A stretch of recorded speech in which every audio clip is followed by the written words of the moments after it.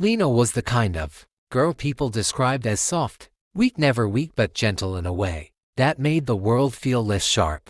When she was around, she noticed small things, the way sunlight slipped through leaves, the crack in someone's voice when they said they were fine, the quiet sadness in strangers' eyes. She worked at a small bookstore tucked between a cafe and a laundromat. It wasn't busy, and she liked it that way. The smell of old pages, the hum of a ceiling fan, the predictable rhythm of her days, it made her feel safe. That's where she met him. His name was Adrian. He walked in one rainy afternoon, water dripping from his coat, dark hair slightly messy, like he'd been running his hands through it too much. He didn't browse like most customers. He moved with purpose, scanning shelves like he was searching for something specific. Lena noticed him immediately, but not because he was handsome, though he was. It was his eyes. They weren't cold, just distant, like he was always somewhere else, even while standing right in front of you. "Can I help you find anything?" she asked. He turned, and for a split second, she felt something she couldn't explain.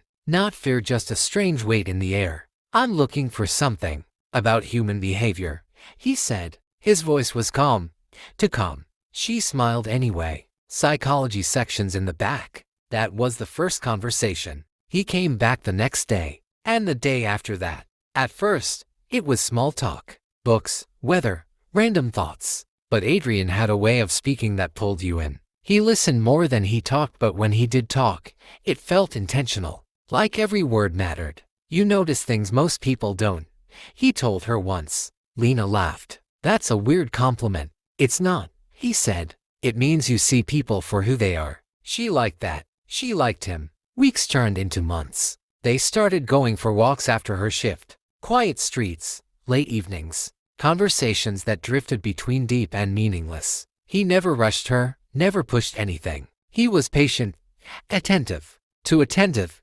maybe. He remembered everything. Her favorite book, the exact way she took her coffee, the story about her childhood dog, things she barely remembered telling him. "You have a good memory," she said once. "I pay attention," he replied. The first red flag was small. So small she almost ignored it. They were watching the news together in her apartment. A report came on about a missing woman, early 20s. Last seen walking home alone. Lena frowned. "That's so scary." Adrian didn't respond right away. When she glanced at him, he was watching the screen, not with concern, but with focus, like he was studying it. "People are careless," he said finally. "What do you mean?" "They trust too easily. They don't think about consequences." The way he said it made her uneasy.